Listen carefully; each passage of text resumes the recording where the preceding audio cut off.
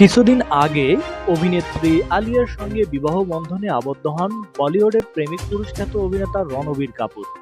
রণবীরের বিয়ে হওয়ার খবর জানার পর ভীষণ মন খারাপ হয়েছিল ঢাকায় ছবির অভিনেত্রী প্রার্থনা ফারদিন দিঘির। রণবীরের বিয়ের খবরে মন ভেঙেছে লাখো তরুণীর। বাংলাদেশেও রয়েছে তার অগণিত ভক্ত। এর মধ্যে দেশের শোবিজ অঙ্গনের তারকারাও রয়েছে। রণবীর বিয়ে করায় কষ্টে নাকি সারা রাত ঘুমাতে পারেননি দিঘি, কারণ রণবীর তার ক্রাশ। মোবাইলের ওয়ালপেপারেও রেখেছেন রণবীরের ছবি, এমনকি ফোনে তার নামে একটি আলাদা ফোল্ডারও রয়েছে। এবার দিঘি জানালেন মানসিকভাবে তিনি নাকি রণবীর কাপুরের স্ত্রী। সামাজিক যোগাযোগ মাধ্যমে দারুণ সক্রিয় প্রার্থনা ফারদিন দিঘি।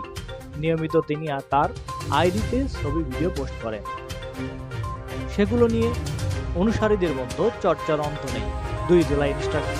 প্রিয় দর্শক মণ্ডলী, একটি কথা না বললেই নয়, আমাদের চ্যানেলের সমস্ত ভিডিও শুধুমাত্র বিনোদনের জন্য। বিভিন্ন সময় রূপকর্তে শিল্পী কলাকৌশলীদের ছবি ব্যবহার করা হয়, এটা সবাই বিনোদন হিসেবে গ্রহণ করবেন। ধন্যবাদ।